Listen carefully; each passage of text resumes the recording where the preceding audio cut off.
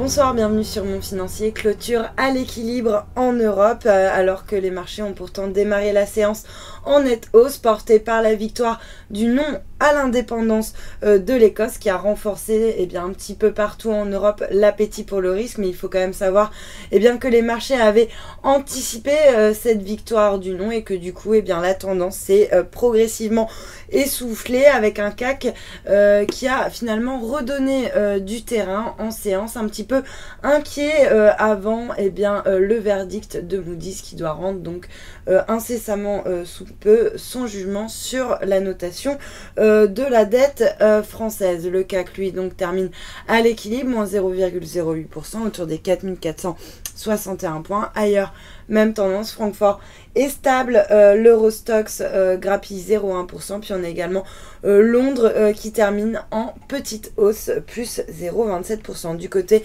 des valeurs, le secteur défensif était particulièrement bien orienté aujourd'hui, avec notamment le secteur des services aux collectivités, avec Veolia et GDF Suez qui s'adjugent respectivement de 27 et 0,87%. On est également toujours dans le secteur défensif Essilor qui se distingue en nette hausse, tandis que Kering, à l'inverse, reste plombé par la faiblesse des ventes de Richemont en Asie et signe du coup la plus forte baisse. Et puis sur le SBF 120, on a Rubis qui termine en tête, dopé par une recommandation positive de Exane, qui s'attend à ce que le groupe renoue avec une croissance à 2 chiffres de son résultat par action au cours des 18 prochains mois. À l'inverse, Arkema redonne du terrain après avoir annoncé sa plus grosse acquisition de son histoire, une filiale de Total qui s'appelle Bostik et qui est spécialisée dans les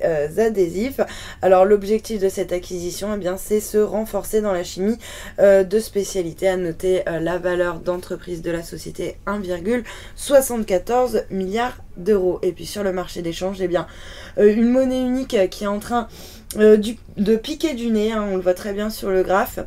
Elle n'a cessé de reculer tout au long de la séance, moins 0,6% désormais. On revient donc autour des 1,2840. L'euro qui recule également de 0,45% par rapport au yen, autour des 139,77 yens. Et puis le billet vert qui, à l'inverse, reprend un petit peu de hauteur par rapport à la devise japonaise. On n'est plus très loin du seuil des 109 $. Et puis l'once d'or, en revanche, qui continue d'accélérer à la baisse, pénalisé en partie par la remontée du dollar, moins 0,65%, donc à 1218 $ l'once. Voilà pour la clôture des marchés. Passez un excellent week-end, à lundi.